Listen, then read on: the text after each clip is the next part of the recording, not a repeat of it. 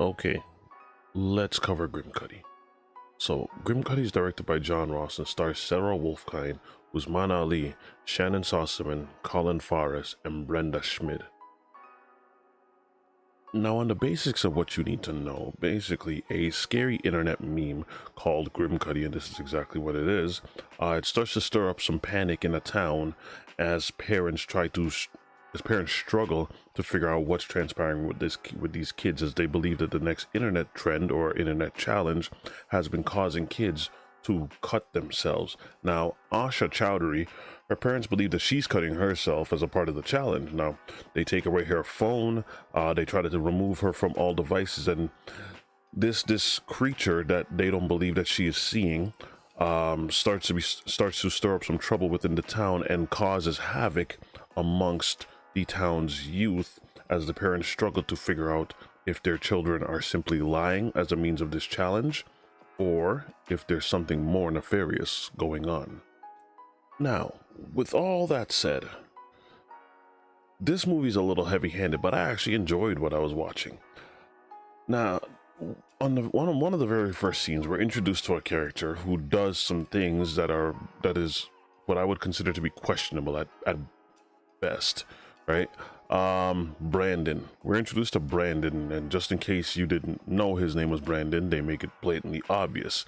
This is what I mean by this movie's a little heavy-handed. They really make sure that you understand the basics of the plot before they get into why things are transpiring.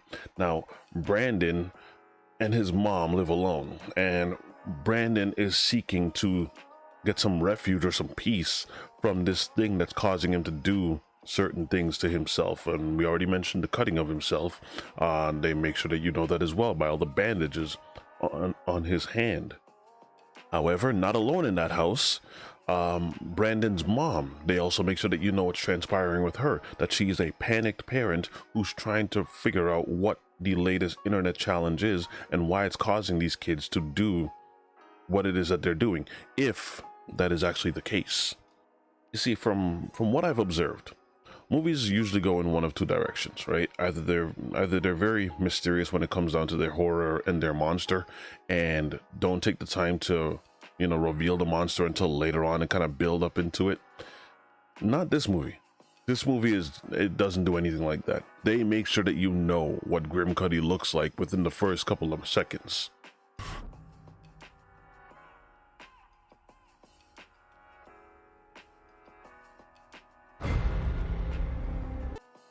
But not only do you not only know what Grimcutty looks like, you also get exposed as to what measure he goes to harm kids, if it's actually him harming the kids. I mean, if police were around and you were asked to give a full sketch of Grimcutty, you could do it. I promise you could do it, because Grimcutty doesn't know how to hide. Grimcutty doesn't know how to be secretive. He doesn't know how to be mysterious. Grimcutty does not know the word mystery at all. That is not in his books. Grimcutty just puts himself right out there for everybody to see. And of course, this leads to some fatal decisions, or not so fatal, but some heavy consequences within the first 5 minutes of the movie. And that's when we get introduced to the character of Asha. Now, Asha she does ASMR, so she's a influencer online, a micro influencer, I'd call her in this case, where she's trying to build up her channel. However, much like other parents that are in the same area, something's going on with the kids, and the parents are trying to really just understand not only the kids but their own children. And so they take different measures to make sure that they're talking to their kids and they're communicating, just to make sure that their kids are really staying out of this whole challenge thing, because they know that a lot of children have been getting hurt lately. And so this is when they gather up information on what this latest trend is. It would seem that all of the parents are actually doing their due diligence, which I commend. Actually, this movie has two messages to it, which I'll explain later, but I'll commend the parents for at least taking the necessary steps to make sure that they're talking to their kids. As much as their kids don't like it, they are actually talking to their kids, and they're trying to communicate with them to make sure that they're not following in the same trend that is causing the other kids in the neighborhood to hurt themselves again, if it's really them, which we know it's not. And you see, right off the bat, you get exposed as to what kind of movie this is going to be. It's not going to be a slow build, quiet, Grimcutty standing in the background type of movie. This is going to be filled with some jump scares.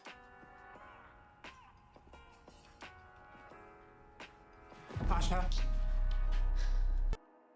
And one thing that you learn pretty quickly, like really quickly as well, as I said, this movie is very heavy-handed.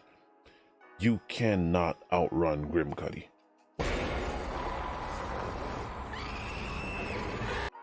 And to a degree, actually, you can understand the level of frustration that the parents are facing, right?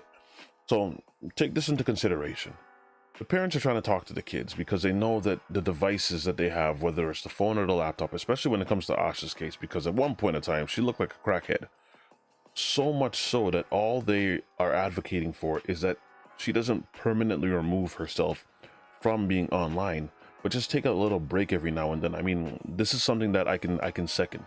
Companies themselves have actually told many young people that it's probably within your best interest that you deactivate yourself from being online and not have so much exposure to factions like social media and such, right? You gotta really like narrow that out. But the whole screen time in the meantime thing. So when they try to take Asha's, I actually love this scene. Anxiety or whatever. I know what I saw. It wasn't a hallucination. It wasn't some guy in a costume. It was a real thing. It was huge and terrifying. Need you guys to help me figure out what it was. Enough. Put your phone in the box. So when they try to take Asha's phone away from her, the only means that she has communication to the outside world, she begins to fight her dad, right? Which lets me know, okay, yeah, this girl's got some serious issues beyond just what's going on with Grimcutty. Although we know that she's trying to solve a mystery or whatnot, right? But still, this is not really the best means. Let them have it and go back and take it later. Don't actually do that. But at the very least, another question is answered pretty rapidly, right? Just in case you were thinking that this could only happen to one person at a time, because at the beginning, right, this whole haunting thing or this whole Grimcutty thing was happening to Brandon, and we weren't exposed to it happening to anyone else until we got down to Asha, right? And while Asha's on the phone, she gets some information that other kids have been engaging in the same action as well, which she knows it's not the kids doing it to themselves. It's actually this creature. You guys hear about Nathan? Who? Nathan's shoulders cut himself, apparently because of Grimcutty. And Hannah's little brother cut himself too. It's no joke. It's really making people do stuff. Here's the thing.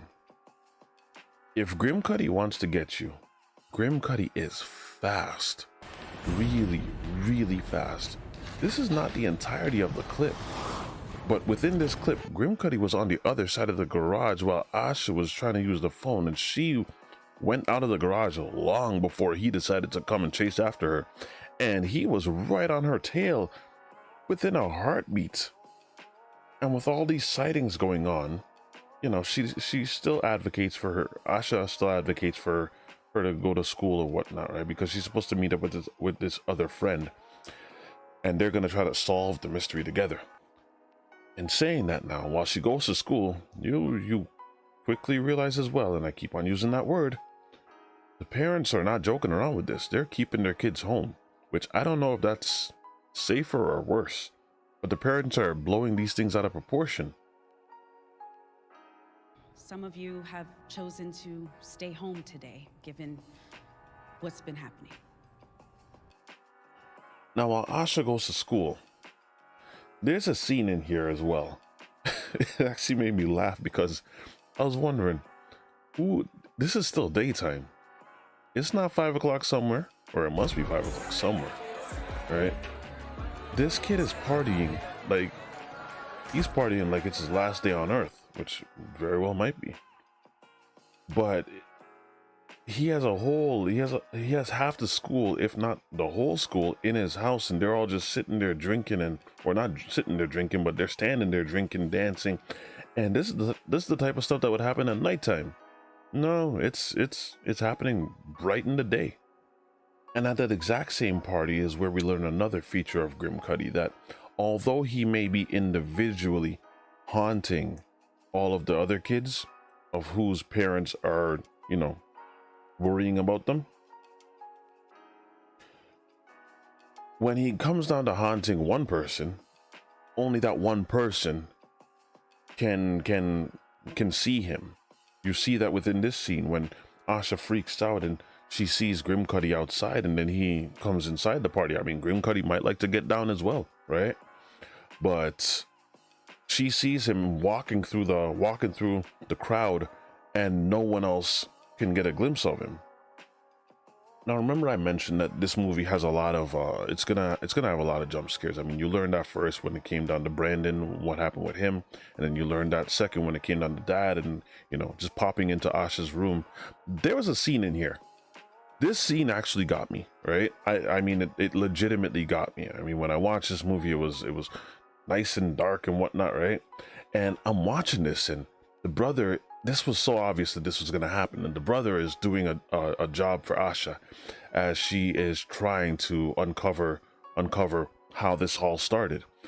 And he's on his computer, and I knew this was going to happen. I mean, it's such an obvious thing that if it didn't happen, I'd have to question, like, yo, y'all had an opportunity to really do this. Why didn't you take this? Why didn't you just do it? We all knew, you know, it's probably the best thing that you could have done to really bring the scene to life, right? So we know the parents have been acting a particular way, and Asha's brother is actually trying to get the address for where this all started. And in him doing so, this happens.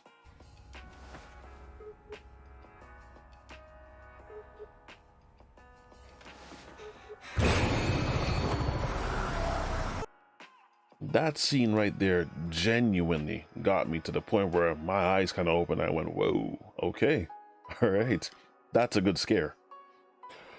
Well, finally, Asha and her friend, you know, Asha's got a theory that they figure that they might actually know what's wrong, because, you know, this is too much of a coincidence now that it only attacks, or people are only getting attacked, like Asha's little friend here. She only got attacked when the parents started acting a particular way. So it's like an evil little cycle that the more the kids get hurt, the more the parents worry, and the more the parents worry is the more the kids get hurt. And of course, if it wasn't obvious already, this is why Brandon, the very first character we're introduced to in the movie, this is why he does and did the thing that he did. When it came down to how he interacted with his mom, you have to ask yourself within the first, you know, couple minutes, why did he do something so drastic? I mean, you would think that he would run to mom or try to get some coverage from his mom, but his mom was panicking, which is what caused him to do the thing that he did. But again, it plays into that bad little cycle, because if mom is panicking, mom is gonna get, these parents are really gonna get these kids killed. That's basically the gist of it. The parents panicking is what's going to get these kids killed. And you see that even more with Asha when she goes to visit Brandon's mom during that little car scene with Asha's mom. And Asha's mom is just freaking out. And then finally she has that little realization that, yes, I needed to get that off my chest. But if there's one thing my daughter does a lot of nonsense. My daughter doesn't lie. So I'm just gonna go out on a limb and believe her in this instance. And they have their little confrontation. But now that mom actually believes what's been transpiring, mom is no longer the issue. The issue is dad, in which brings about a couple of scenes that if you didn't catch on to this after seeing this movie, then you weren't paying attention, right? There's another scene in here where mom tries to calm dad down because she knows that if you continuously panic, if you haven't figured that out already, if dad is continuously panicking, which dad has been freaking out this entire movie, if he does that, he's gonna be the death of these kids. And so there's a scene in here in which Asha's interacting with her brother, and then she locks her brother inside of the room in order for him to be safe. But I thought that was one of the stupidest ideas that she could have done. Why? Because it's been well established that Grimcutty could just appear any place that he really wants to. So why on earth would you lock him inside the room? In all actuality, wouldn't it be smarter for both kids to approach dad and let them know, hey, I'm safe. You know, this is something I was doing to myself. I need to just calm down, which is something that Asha does. But the scene I'm talking about in particular is taken directly out of The Shining.